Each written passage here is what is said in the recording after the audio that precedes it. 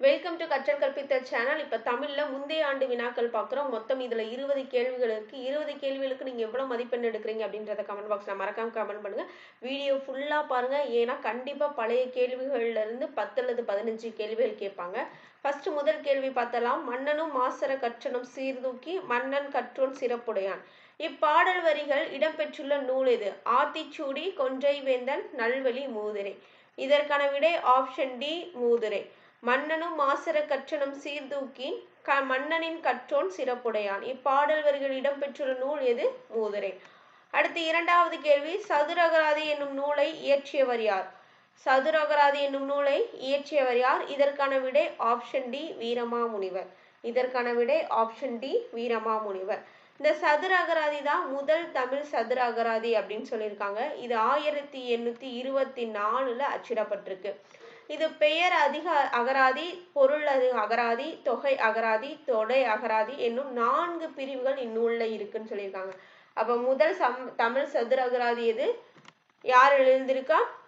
வீரமாமுனிவர். அடுத்து மூன்றாவது கேள்வி. பேருடை செம்மொழி தமிழ்மொழி உலக வேரூன்றிய நாள் முதல் உயிர்மொழி என்று தமிழின் பெருமையை பறைசாற்றியவர் யார்? இதற்கான விடை பாவலரேறு பெருஞ்சித்திரனார். வீருடை செம்மொழி தமிழ்மொழி உலகம் வேரூன்றிய நாள் முதல் உயிர்மொழி என்று தமிழின் பெருமையை பறைசாற்றியவரார். இதற்கான விடை பாவலரேறு பெருஞ்சித்திரனார். கல்வி இல்லாத பெண்கள் கலர் நிலம் என்றவர். கல்வி இல்லாத பெண்கள் கலர் நிறம் என்றவர் நாமக்கல் கவிஞரா, சுரதாவா, பாரதிதாசனா, பாரதியாரா? அப்போ கல்வி இல்லாத பெண்கள் கலர் நிறம் சொன்னவர் யாரு? பாரதிதாசன். கல்வி இல்லாத பெண்கள் கலர் நிலம் அப்படின்னு சொன்னவர் யாரு?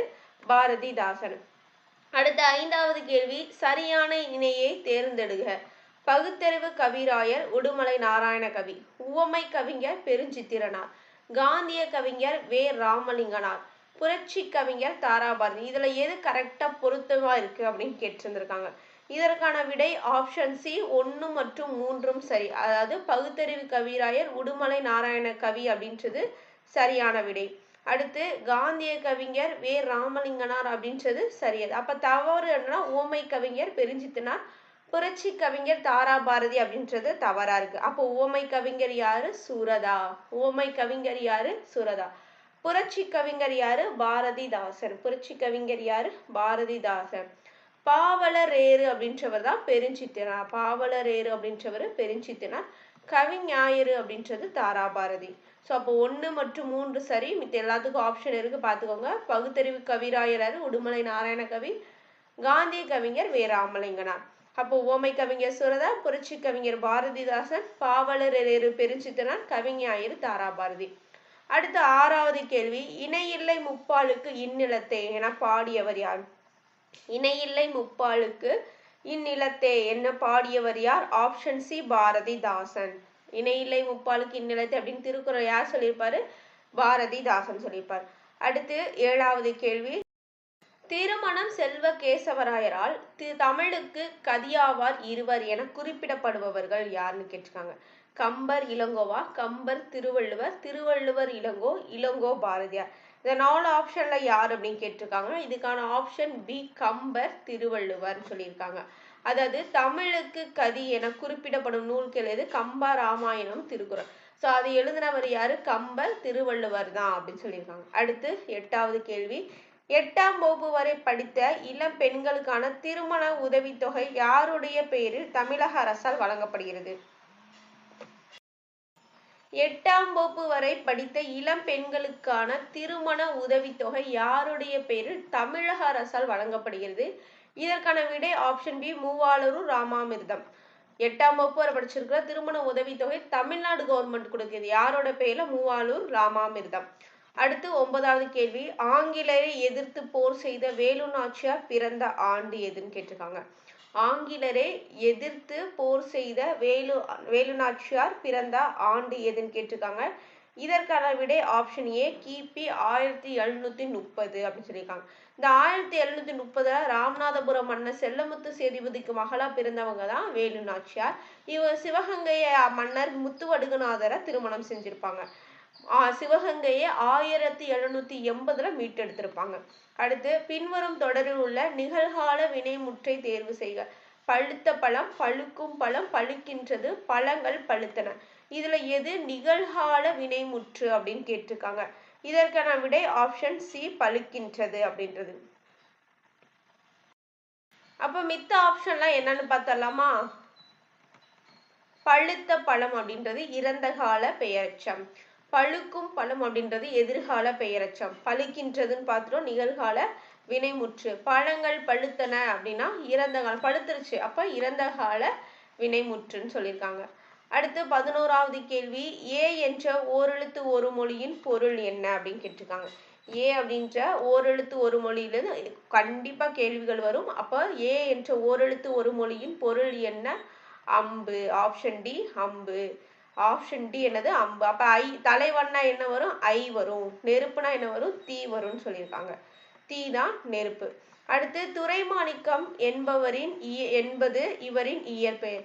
இந்த கவிஞர் சுரதாவோட பெயரா இல்ல கவிஞர் மீரான் பெயரா பாரதிதாசனோட தான் பெருஞ்சுது. அப்ப துரைமாணிக்கம் அப்படின்றது இந்த 4 பேர்ல யாரோட இயற்பெயர்னு கேட்டிருக்காங்க. பெருஞ்சித்திரனாரோட இயற்பெயர் தான் துரைமாணிக்கம். Option D. துரைமாணிக்கம் என்பது யாரோட இயற்பெயர்? பெருஞ்சித்திரனாரோட இயற்பெயர். அடுத்து கவிஞர் சுரதாவோட இயற்பெயர் என்ன? ராஜா கோபாலன். கனக சுப்ரத்தினம் யாரோடது? பாரதிதாசனோட இயற்பெயர் கனக சுப்ரரத்னம் அப்படின்னு சொல்லியிருக்காங்க. அடுத்து 13வது கேள்வி, திராவிட மொழிகளின் ஆய்விற்கு பங்களிப்பு செய்தவர்களின் குறிப்பிடத்தக்கவர் யார்? திராவிட மொழிகளின் ஆய்விற்கு பங்களிப்பு செய்தவர்களில் குறிப்பிடத்தக்கவர் யார்? மீனாட்சி சுந்தரனார். இதற்கான விடை மீனாட்சி சுந்தரனார். அப்ப திராவிட மொழிகளின் ஆய்விற்கு பங்களிப்பு செய்தவர்கள் குறிப்பிடத்தக்கவர் யார்? மீனாட்சி சுந்தரனார். அடுத்து 17வது கேள்வி, வேற்றுமை உறுப்பை இணைத்து தொடரை ஒழுங்குபடுத்தி எழுதுக. ஆப்ஷன் ஏ என்ன கொடுத்திருக்காங்க? மாணவர்கள் உட்கார வட்டமாக செய்கன்னு சொல்லியிருக்காங்க. ஆப்ஷன் பி மாணவர்களை வட்டமாக உட்கார செய்க அப்படின்னு. ஆப்ஷன் சி உட்கார மாணவர்களை வட்டமாக செய்க அப்படின்னு. ஆப்ஷன் டி மாணவர்களை செய்க வட்டமாக உட்கார. அப்ப இதற்கான விடை என்னன்னு பாத்தீங்கன்னா ஆப்ஷன் பி மாணவர்களை வட்டமாக உட்கார செய்க அப்படின்றதான் கரெக்டான தொடர். அடுத்து 15வது கேள்வி, அவன் சித்திரையான் எவ்வகை பெயர்? குணப்பெயரா, காலப்பெயரா, இடப்பெயரா, தொழில் பெயரான்னு கேட்டிருக்காங்க. 15வது கேள்வி, அவன் சித்திரையான் எவ்வகை பெயர்னு கேட்டிருக்காங்க.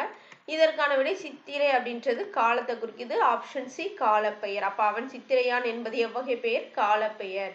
அடுத்து 16வது கேள்வி, சொற்களை ஒழுங்குபடுத்தி சொற்சொடராக்குதல். ஆப்ஷன் ஏ என்ன கொடுத்திருக்காங்க? மாலை மீது மழை பெய்தது நேற்று. மலையின் மாலை மீது நேற்று பெய்தது மழை. Option B. ஆப்ஷன் சி நேற்று மாலை மலையில் மீது மழை பெய்தது. ஆப்ஷன் டி பெய்தது மழை மலையின் மீது நேற்று மாலை. இதற்கான விடை ஆப்ஷன் சி நேற்று மாலை மலையில் மீது மழை பெய்தது அப்படின்னு சொல்லியிருக்காங்க. எந்த மலை எந்த லைன்னு பார்த்து வச்சுக்கோங்க. அடுத்த கேள்வி 17வது கேள்வி, காடுகளில் வாழ்ந்த மக்கள். இந்த மாதிரி ஒரு கேள்விகள் வந்துடும். காடுகளில் வாழ்ந்த மக்கள் விலங்கின் பெயர் கொண்டு அமைந்த ஊரின் பெயர் என்ன? இதற்கான விடை மறுபடியும் கொஸ்டினை சொல்றேன். காடுகளில் வாழ்ந்த மக்கள் விலங்கின் பெயர் கொண்டு அமைந்த ஊரின் பெயர் என்ன? விலங்கோட பெயரை வச்சு வர்ற ஊரோட பெயர் என்ன அப்படின்னு பார்த்தாலே தெரியும். ஆட்டையாம்பெட்டி அப்படின்ற ஊர் தான். மித்த 3 ஊர்களும் மரங்களோட பெயரை வச்சு வந்திருக்கு. இந்த 3 ஊர்களும் மரங்களோட பெயரை வச்சு கொடுத்திருக்காங்க. அடுத்து 18வது கேள்வி, அகர வரிசைப்படி சொற்களை சீர் செய்து எழுதுக.